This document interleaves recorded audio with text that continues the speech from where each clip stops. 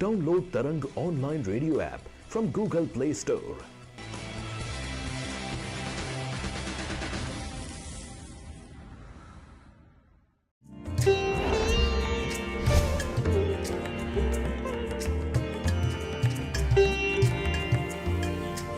आप सुन रहे हैं तरंग डिवोशनल, आध्यात्म से जुड़े।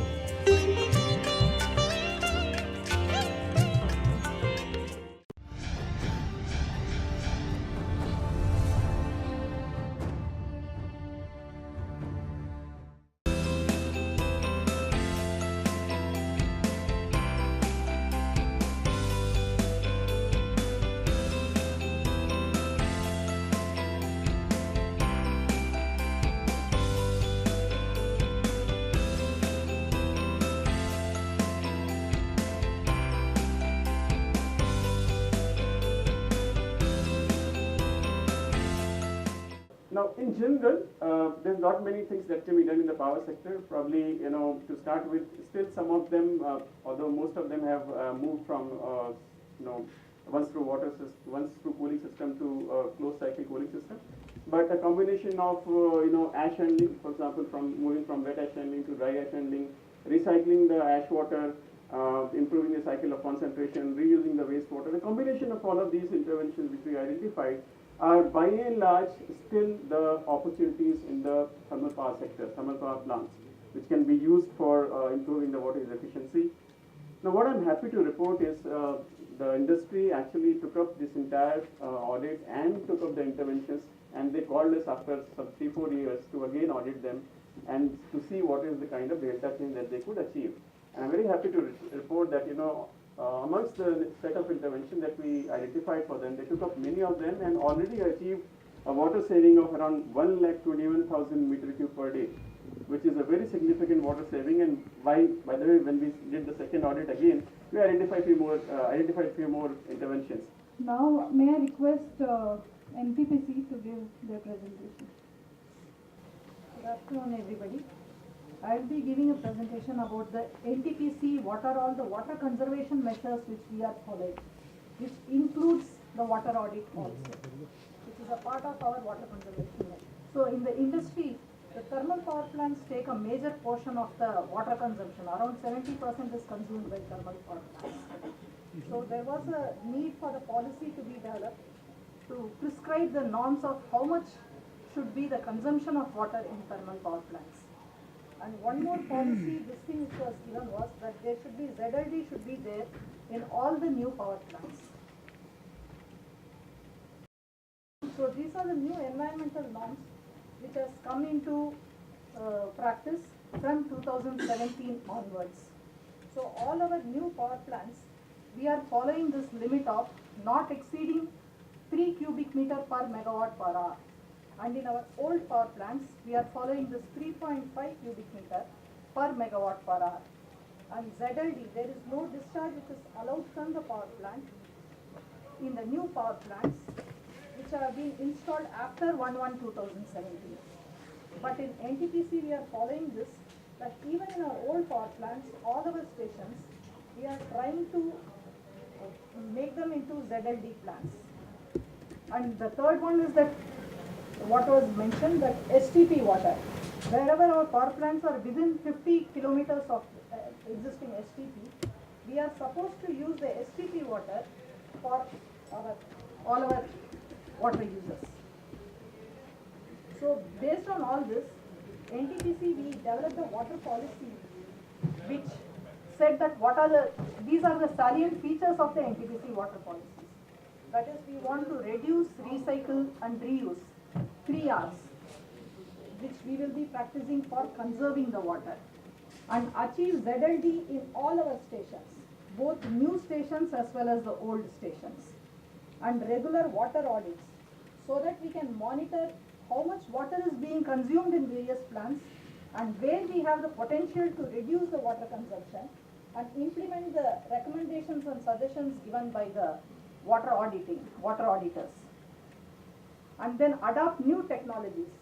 With new technologies like dry ash handling or dry cooling, our water consumption drastically reduces. May I request our Mission Director, National Water Mission, Shri Nitishwar sir, to give his talk. आज के इस workshop में सबसे पहले हम अपने सचिव महोदय का फॉर्मली वेलकम करते हैं। एक बार जोरदार तालियों से आपका स्वागत करिए। आप सब लोग जो PSU से आए हुए हैं, आप सबका हम नेशनल वाटर मिशन की तरफ से एक बार पुनः स्वागत करते हैं।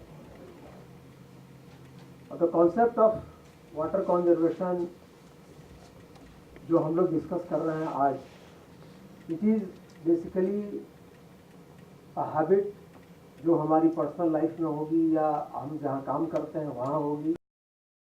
एक आदत है जो कहीं ना कहीं हमारे काम धाम में, हमारे डेली रूटीन में दिखाई देनी चाहिए।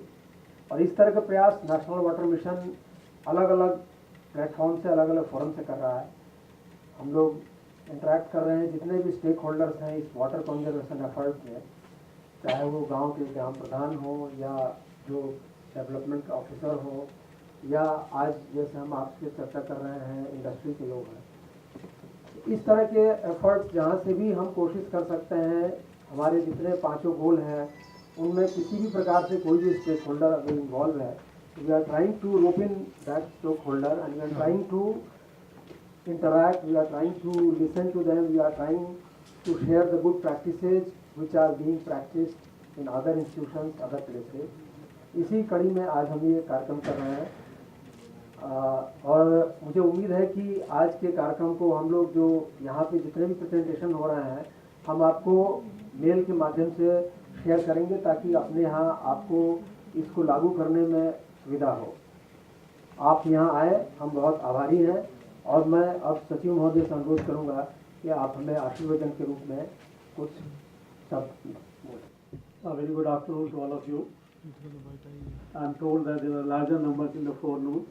I wanted to come in the forenoon, but because of some unavoidable circumstances, I couldn't. But then I thought I must come and spend some time to discuss something which is, in our opinion, a very important subject. At the outset, I would like to thank National Water Mission.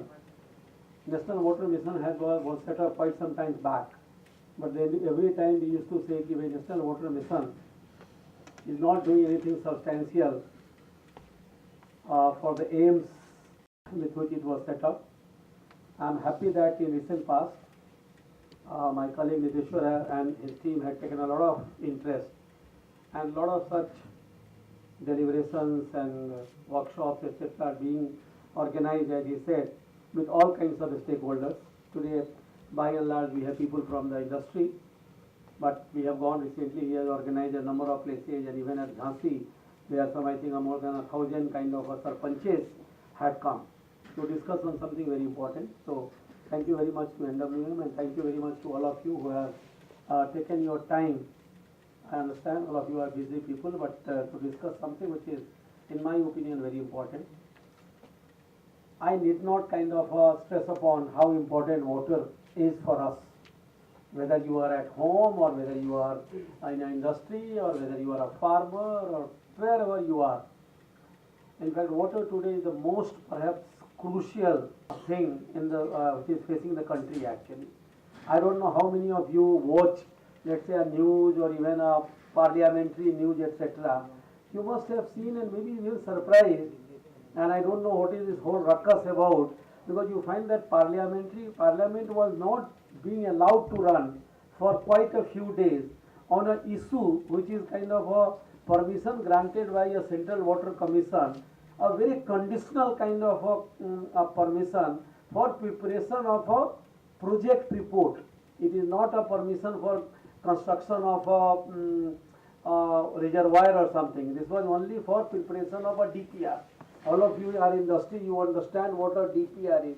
And that too, it says n number of conditions with the DPR. And still both DMK, AIDMK people, they did not allow the parliament to run till all of them were kind of finally by an order by the Lok Sabha speaker or something, we are virtually thrown out and then the business was transacted. I am not getting into merit of it. I am just saying that how sensitive matter of water has become. You remember someone told, I think he was a vice chairman of World Bank who once said that the next world war would not be fought over oil and gas, it would be fought over water. I don't know about world war, but virtually today every second state is fighting with each other as far as the water is concerned. The resolution of water conflicts perhaps would be one of the main important job of our, not only our ministry, of the government also. You remember sometimes back, I think it was in July or something, where Niti Aayog brought out a report. It was called a composite water management index or management report, whatever it's called, index report. Whole purpose was different. The purpose of that report was to basically rank states. These days there is a lot of emphasis on rankings. You find India Today, Outlook, everybody, the state of states ranking and all kinds of ranking. So it was, idea was that to rank the state on water management. So a lot of parameters was developed and a lot of data was collected over a period of time, and the states were ranked. For example, it says that Gujarat is the best state as far as the water management is concerned. Then there was a ranking also on who is incrementally has done better. For example, Rajasthan was said that Rajasthan has done incrementally. But all this did not make the news. What made the news was initial one page kind of, which was written, which says the 600 million people in India are facing moderate to whatever high water stress, and how one of the, in fact, a lot of my friends also send me a WhatsApp message saying that is it based on facts that some 21 cities in India are going to run out of water by 2020 or something. And people say that are we going the 0-day way or whatever the you call it, could happen in Cape Town or something. And to some extent people were surprised that you never associate water stress with a city like Shimla, for example. The Shimla kind of ran out of water. I am not getting into that whether it was a question of non-availability of water or whether it is a poor management of water. Because I still feel that there is no need to panic. There is no need to press a panic button. We get nearly 1100 mm of rainfall. It's another matter that our rainfall has a lot of variation in terms of spatial distribution and temporal distribution or whatever. We don't have kind of we have a very pronounced rainy season, as you all know, a monsoon which the western countries do not have. So while at one hand we have floods, maybe soon there would be a drought in the same region. Climate changes, which no longer something which is discussed in the rooms like this. The effect of climate change is very visible.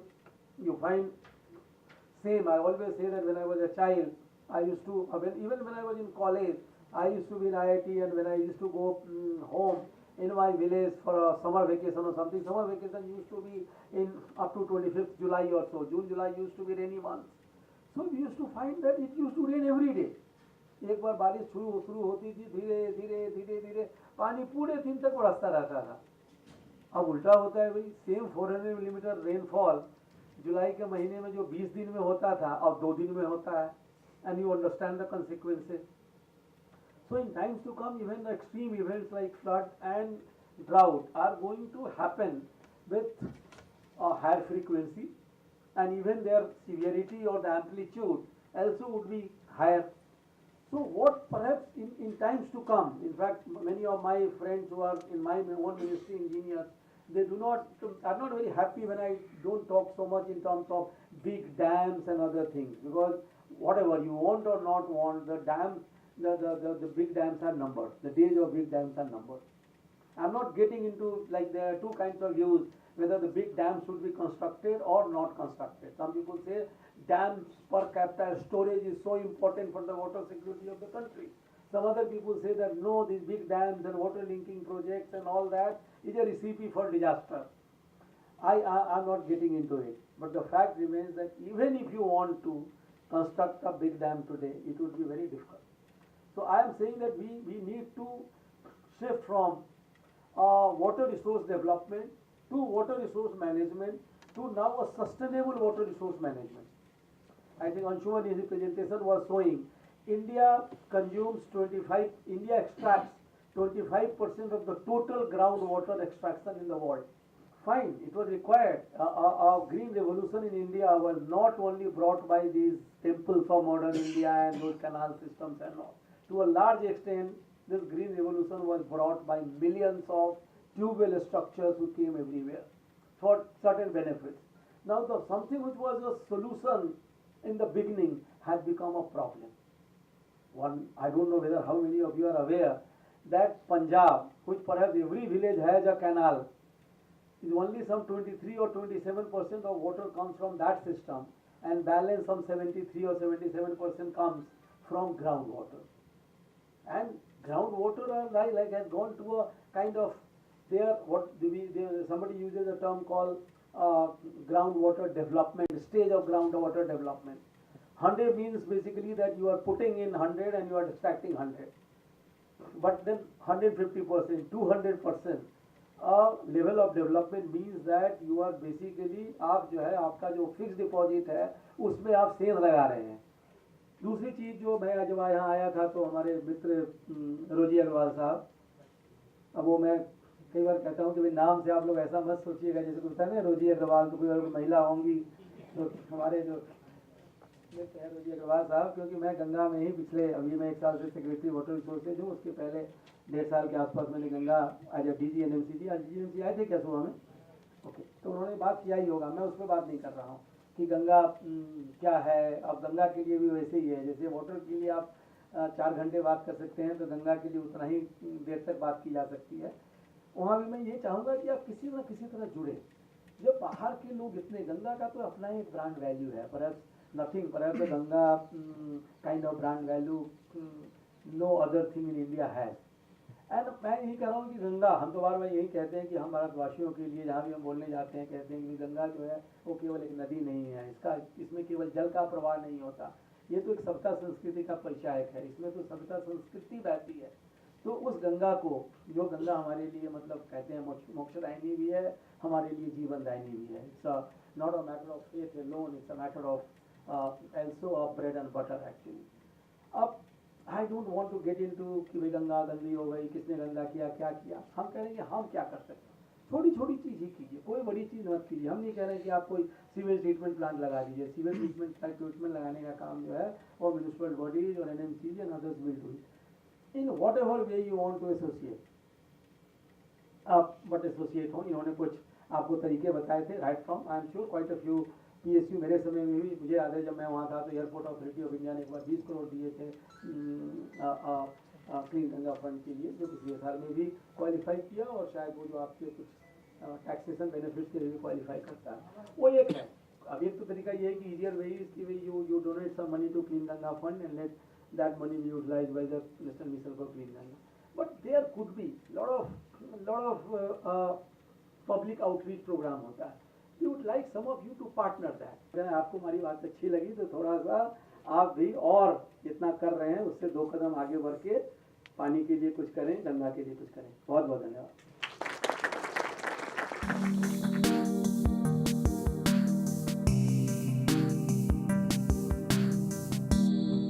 More important is the sustainable water, what you are highlighting and promoting in this seminars today. और Israel की जो water conservation policy है या उसको recharge करने की जो policy है दैट इज़ बिन एक्सेप्टेड और उसको फॉलो एक बेंचमार्क वो बन गया है. तो क्या हम वो अपने वाटर नेशनल वाटर मिशन में उसके कुछ आयाम अपने यहाँ ला सकते हैं? जैसा कि आपने सही कहा कि हमने शुरू में हम बात करते थे वाटर रिसोर्स डेवलपमेंट की. वो एक समय था जब बहुत सारे बड़े बड़े डैम बनाए गए, मिलियंस ऑफ ट्यूबवेल्स बने. उसके बाद हमने बात करनी शुरू की वाटर रिसोर्स मैनेजमेंट की, क्योंकि डेवलपमेंट के स्कोप धीरे धीरे घटते जा रहे हैं कई कारणों से, लेकिन वाटर रिसोर्स को मैनेज करना अब आजकल हमारा मूल मंत्र जो है वो है water resource sustainable water resource management. क्योंकि जो चीज़ हमारे लिए पहले हम कह सकते हैं कि हमारे लिए जो सोल्यूशन था, जैसे भी है मिलियंस ऑफ ट्यूबवेल. अब ये ट्यूबवेल बहुत ज़रूरी था क्योंकि हमें अपना प्रोडक्शन बढ़ाना था, जो हमारे मिलियंस ऑफ इंडियंस थे उनको फीड करना था, हरित क्रांति लाई गई. लेकिन आज के दिन में ऐसा हो गया है कि वाटर टेबल एक ऐसे अनसस्टेनेबल लेवल पे जाता जा रहा है. जैसे आपको पता ही होगा कि पंजाब है, हरियाणा है, उसमें किसी किसी ब्लॉक में जो वाटर रिसोर्स जो अंडरग्राउंड वाटर जो एक्सट्रैक्शन हो रहा है वो जितना अंदर जा रहा है उससे 2 गुना से ज़्यादा हम एक्सट्रैक्ट कर रहे हैं, जिससे क्या पानी का स्तर जो है धीरे धीरे धीरे और नीचे से नीचे होता जा रहा है और ऐसा होगा कि we may run out of water, पूरा का पूरा एक्यूफर जो है वो ड्राई हो जाएगा। तो इसलिए सस्टेनेबल वाटर मैनेजमेंट बहुत ज़रूरी है। नाउ हम क्या है कि अब तक ज़्यादा हम बात करते थे सप्लाई साइड मैनेजमेंट की कि कैसे पानी की उपलब्धता बढ़ाएं। अब मुझे लगता है कि ज़्यादा अब जो हमें करने की ज़रूरत है वो है डिमांड साइड मैनेजमेंट की। तो जैसे आपने इजराइल की बात की, अब इजराइल में ऐसा है कि इरिगेशन के लिए भी 50% से पानी ज़्यादा कौन सा पानी आता है, वो रिसाइकिल रीयूज़ का पानी आता है। And Dubai has also pioneered into that. Yes, recycle reuse जो है वो बहुत ज़रूरी चीज़ है। दूसरा साथ में जैसे एक इजराइल बात होती है, अभी हमारी भी 9th माइक्रो इरिगेशन कॉन्फ्रेंस हम करने जा रहे हैं औरंगाबाद में, वो है माइक्रो इरिगेशन का। अब अभी भी हमारे कंट्री में जैसे 80% से ज़्यादा जो हमारा पानी जाता है वो सिंचाई के लिए जाता है। अब सिंचाई में जो है वो हमारे यहाँ अभी भी वो फ्लड इरिगेशन जिसको बोलते हैं या फील्ड टू फील्ड इरिगेशन ही ज़्यादा मात्रा में होता है। उसमें पानी की जो वाटर यूफिशिएंसी है वो 50% से भी कम है, जबकि हम माइक्रो इरिगेशन से हम जो है वो 90% तक वाटर यूफिशिएंसी बढ़ा सकते हैं। पानी की बचत होगी, पानी को जहाँ पे जितनी मात्रा में जहाँ पे रूट जोन पे जाना चाहिए वहाँ पानी जाएगा, न्यूट्रिएंट्स की भी वेस्टेज कम होगी। तो हम बड़े परिमाण में चाह रहे हैं कि जैसे इजराइल में जैसे आपने कहा उनका माइक्रो इरिगेशन इज़ ऑलमोस्ट मतलब वे ऑफ एग्रीकल्चर, तो हम उस दिशा में भी हम काम कर रहे हैं। तो हम कई सारी चीज़ें करने की कोशिश कर रहे हैं और नेशनल वाटर मिशन इस हिसाब से, जैसे आज का जो वर्कशॉप था ये मेनली इंडस्ट्रीज़ के लिए था, क्योंकि इंडस्ट्रीज़ भी एक अच्छा खासा पानी का उपयोग करता है। तो एक तो उनके लिए ही ज़रूरी है कि उनको फ्यूचर में पानी की दिक्कत ना हो, जो इन्होंने इंडस्ट्री बैठा रखी है या जो इंडस्ट्री आगे करेंगे उसके लिए उनको पानी की दिक्कत ना हो। दूसरा हमने उनसे ये कहा कि आप एक रिस्पॉन्सिबल कॉरपोरेट सिटीजन हैं, तो आपकी रिस्पॉन्सिबिलिटी जो है वो एक सिटीजन्स के प्रति भी है।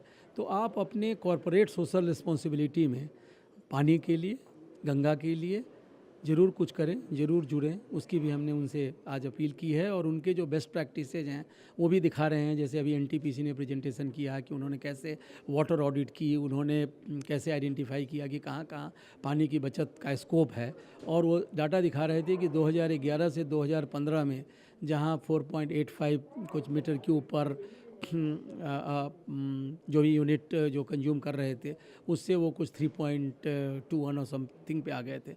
तो बहुत सारा स्कोप है हमारे यहाँ। हम लोग सोचते हैं कि नहीं भाई पानी का बहुत हाहाकार मचने वाला है, हमारा तो डूम्स डे पास आ गया है, cities will run out of water. मुझे लगता है कि अगर ऐसा हम अवॉइड कर सकते हैं आराम से, अगर हम वाटर यूज इफिशिएंसी बढ़ाएं, चाहे वो जिस तरीके से भी हो, सप्लाई साइड मैनेजमेंट से हो, डिमांड साइड मैनेजमेंट से हो, रिसाइकिल रीयूज से हो।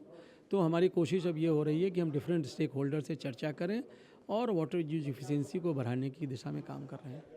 सर एक और छोटा सा सवाल इससे जुड़ा होता है कि क्रॉप साइकिलिंग जो है और which crop from which state and which area, उस पर भी थोड़ा यदि एग्रीकल्चर मिनिस्ट्री के साथ शायद आप लोग भी बहुत सस्टेनेबल डेवलपमेंट के लिए काम कर रहे हैं। हाँ नहीं, आपने बहुत अच्छी बात कही है। एक्चुअली वो एरिया जो है, कई बार हम वाटर रिसोर्सेज मिनिस्ट्री या जो हमारे जो इंजीनियर्स फील्ड में होते हैं वाटर रिसोर्सेज के, वो ज़्यादा थोड़ा सा वो कैनाल और डैम्स इन्हीं की बात करते हैं। लेकिन आज के दिन में जो 2 बातें आपने कही, एक तो पहला हुआ कि जहाँ पे जैसा क्रॉप होना चाहिए वैसा क्रॉप नहीं हो रहा है। मैंने अभी अपने बातचीत में भी बताया था पहले कि जैसे पंजाब में 1980 तक धान की खेती नहीं होती थी, आज होती है। महाराष्ट्र है जहाँ पानी की इतनी दिक्कत है, वहाँ पे हम शुगर केन की खेती करते हैं। लेकिन अब ऐसा है कि इसके साथ ये बड़ा प्रश्न ऐसा है कि इसके साथ बहुत सारी पॉलिसी जुड़ी हुई हैं। जैसे पंजाब की बात लें तो एक तो पहला है प्रोक्योरमेंट पॉलिसी। अब चूँकि प्रोक्योरमेंट जो है वो धान के लिए अच्छे से प्रोक्योरमेंट होता है। दूसरा है वहाँ फार्मर्स को जो है बिजली फ्री दी जाती है, तो इसलिए वो धान उगाएंगे। तो उसमें भी हमें काम करना है। एक तो कि चलो हम फार्मर्स को समझाएंगे भी, लेकिन फार्मर्स तो अपना हित देखेगा और वो भी कोई लॉन्ग टर्म देखे, उसके बजाय कोई भी आदमी है जो शॉर्ट टर्म देखेगा कि अभी हमें क्या फ़ायदा हो रहा है। तो हमें कई सारी पॉलिसी पे काम करने की ज़रूरत है। जैसे अब ये फ्री, उन्होंने भी थोड़ा सा एक नया प्रयोग करना पंजाब ने भी शुरू किया है। उन्होंने अभी भी ऐसा नहीं कहा है, वो कह रहे हैं कि अब जो पैसा वो पंपिंग होती थी और वो पैसा जो डिस्ट्रीब्यूशन कंपनी को देते थे, अब वो पैसा जो है वो फार्मर्स जो है वो डिस्ट्रीब्यूशन कंपनी को देगा, ये फार्मर्स को देंगे। तो इनका कहना है कि आप जितना बचाओगे पानी, जितना कम यूनिट बिजली खर्चा करोगे, उतने का पैसा भी हम लोगों को देंगे। तो एक इंसेंटिव है, तो एक शुरुआत की गई है, इसको हमें बहुत आगे ले जाना है। वो तो एक चीज़ है। दूसरी साथ में आपने जो कही कि क्रॉप क्या ग्रो करें, साथ में कैसे ग्रो करें, एग्रोनॉमिक प्रैक्टिसेस बहुत ज़रूरी है। जैसे कि है कि धान को जो है वो ट्रांसप्लांटेशन करेंगे तो उसमें 20% पानी ज़्यादा लगेगा, उसको आप डायरेक्ट सीडिंग करेंगे तो 20% पानी कम लगेगा। तो उस पर भी हम एग्रीकल्चर मिनिस्ट्री के साथ कोशिश कर रहे हैं काम करने की। कृषि मंत्रालय तो सर, मैं राधा मोहन सिंह जी से बात कर रहा था तो ही वाज सेइंग दैट कि हमें मिलेनियम डेवलपमेंट गोल में उसमें पानी एक बहुत इंपॉर्टेंट एस्पेक्ट है उनके लिए। तो I think there is lot of common between the two department and inter utilisation और बेस्ट यूटिलाइजेशन के लिए हम आगे बढ़ सकते हैं दोनों मंत्रालय के साथ। हमारा तो जैसे कहते हैं ना कि एक चोली दामन का संबंध है, तो पानी और कृषि, क्योंकि जैसे मैं बताया 80% पानी तो कृषि में ही जाता है। तो बिना कृषि में वाटर इफिशिएंसी इम्प्रूव किए हुए अगर हम कोई बड़ा इम्प्रूवमेंट लाना चाहते हैं तो नहीं होगा। इसलिए हम कृषि मंत्रालय के साथ काम कर रहे हैं और आगे दिनों में और भी उनके साथ मिलजुल कर काम करेंगे वाटर इफिशिएंसी एग्रीकल्चर में बढ़ाने के लिए। Thank you sir. Thank you very much sir, आज जो ये नेशनल वाटर मिशन का जो सेमिनार है आप PSUs के साथ कर रहे हैं, तो इसका और क्या क्या आयाम हैं जो आप और किन किन स्टेक होल्डर के साथ आप इस पे मंथन करना चाहेंगे और उसका डिस्कस का कोई एक वाइट पेपर लेके आना चाहेंगे? एक्चुअल में जितने लोग इस पृथ्वी पर जिंदा हैं सब पानी इस्तेमाल करते हैं और अलग अलग रूप से। कोई पीने के लिए इस्तेमाल करता है, कोई प्रोडक्शन के लिए इस्तेमाल करता है, बहुत सारे पानी के यूजेस हैं। तो जितने तरह के यूजर्स हैं, जितने तरह के यूजेस हैं, सबको हम लोग कोशिश कर रहे हैं कि नेशनल वाटर मिशन के अंतर्गत जो हमारा गोल है कि पानी को इफ़िशिएंटली हमें यूज़ करना चाहिए, उसके तहत हम सब लोगों से बातचीत कर रहे हैं। और ये कोशिश हमने पिछले कई कॉन्फ्रेंसेज, कई वर्कशॉप से शुरू की है। जैसे हम अभी झांसी में पिछले समय थे, तकरीबन 1000-1200 लोग ग्राम प्रधानों के साथ हमने बातचीत की। अभी अगला 22 जनवरी को हम लोग बेंगलोर जा रहे हैं, जहाँ वहाँ के जो प्रधान हैं उनके साथ हम बातचीत कर रहे हैं। आज हमने जितने इंडस्ट्रीज़ हैं, खासकर जो पब्लिक सेक्टर यूनिट्स हैं सरकार के, उनके साथ बातचीत कर रहे हैं कि जिसको जहाँ संभव हो पानी को बचाना चाहिए और जितनी आवश्यकता है उतना ही इस्तेमाल करना चाहिए, क्योंकि पानी हम बना नहीं सकते हैं। तो जो है उसको हम ठीक से इस्तेमाल करें ताकि उसका सेविंग हो। तो हमारी इसी कोशिश में आज का एक वर्कशॉप था। मुझे उम्मीद है कि हम लोग जितना ही हैं लोग इकट्ठा हुए हैं, किसी न किसी रूप में अपने दैनिक जीवन में या अपने बड़े कॉरपोरेट लाइफस्टाइल में या अपने कॉरपोरेट वर्किंग में हम लोग पानी सेव करने के या वाटर यूज एफिशिएंसी बढ़ाने की कोशिश करेंगे। सर, मिलेनियम डेवलपमेंट गोल जो है उसमें भी वाटर एक बहुत इंपॉर्टेंट कंपोनेंट है। तो आपको क्या लगता है कि हम उसके जो एक्सपेक्टेशंस हैं उस पर हम कितना खरा उतर पा रहे हैं? कोई बेंचमार्क यदि हम करें तो that will be always be worth news and the worth utility. देखिए, ऐसा है, पानी पे जैसे मैंने कहा कि ये बहुत ही विशाल सब्जेक्ट है और इस पे काम करना जब तक सब लोग एक साथ नहीं करेंगे मुश्किल है। हमारा जो नेशनल वाटर मिशन का एक गोल है कि हम जो वाटर यूज इफ़िशिएंसी है उसको 20% इम्प्रूव करेंगे, तो उसके तहत ही ये सारी हम कोशिशें कर रहे हैं। अब जब भी कोई इस तरह के, जैसे आज आपने देखा हो कि इंडस्ट्रियल बेंचमार्क में हमने थर्मल प्लांट्स में कितना % वाटर यूज होना चाहिए या जो इन्वायरमेंटल दृष्टिकोण से पर मेगावाट कितना क्यूबिक मीटर वाटर यूज़ होना चाहिए, इस पे हमने आज चर्चा की। तो इस तरह का बेंचमार्क हम बाकी इंडस्ट्रीज़ के लिए भी बनाने की कोशिश कर रहे हैं। और जब वो बेंचमार्क आपको दिखेगा तो आपको समझ में आएगा कि हमें कहाँ है और मुझे कहाँ खसक के आना है या कहाँ इम्प्रूव करके जाना है। तो ये नेशनल वाटर मिशन इन सारी कोशिशों में शामिल है। When do you think that you'll come up with that benchmark या white paper? कब तक आ सकता है? कब ये मंथन का प्रोसेस कितना दिन और चलना है? थर्मल पावर प्लांट का लगभग रेडी है। तो हमारे पास जैसे टेरी सबमिट करेगा, हम मंत्रालय जो पावर मिनिस्ट्री है उसके साथ शेयर करेंगे। अगला हम टेक्सटाइल इंडस्ट्री के साथ बेंचमार्क बनाने की कोशिश कर रहे हैं। तो ये धीरे धीरे जहाँ जहाँ पानी का मैक्सिमम कंजम्पशन होता है इंडस्ट्रियल वाटर यूज़ में, उनके साथ उन सेक्टर्स में हम ये नॉर्म्स डेवलप करने की कोशिश कर रहे हैं।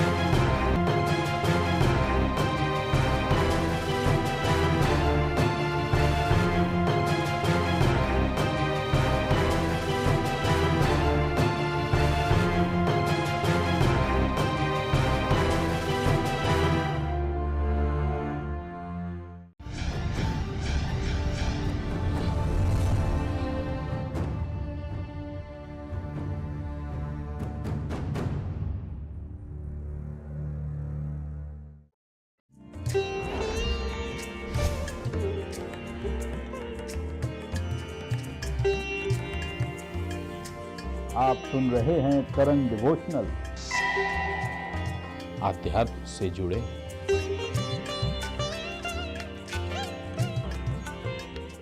विज़न टीवी देख रहे हैं, इनका सबको दर्शकों को मैं यही बोलना चाहता हूँ कि आगे जो आने वाले हमारे कंपटीशन है, मेरे लिए कि ये प्रेयर कीजिए, क्योंकि जो आगे वाले काफ़ी हार्ड कंपटीशन, टफ है, तो सभी मेरे लिए कि ये प्रेयर कीजिए कि आगे वाले कंपटीशन है उसमें अच्छा करूँ मैं। विज़न टीवी को बहुत बहुत धन्यवाद।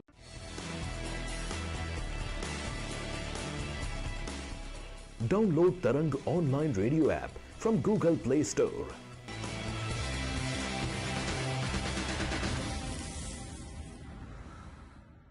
ਵਿਜ਼ਨ ਟੀਵੀ ਜਿੰਨੇ ਵੀ ਲੋਕ ਦੇਖ ਰਹੇ ਨੇ, ਇਹਨਾਂ ਸਾਰਿਆਂ ਦਾ ਮੈਂ ਬਹੁਤ ਦਿਲੋਂ ਮਤਲਬ ਧੰਨਵਾਦ ਕਰਨਾ ਚਾਹੁੰਦਾ।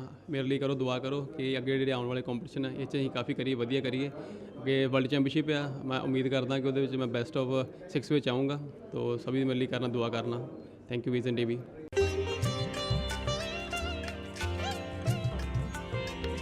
You are listening to Tarang Devotional Online Radio.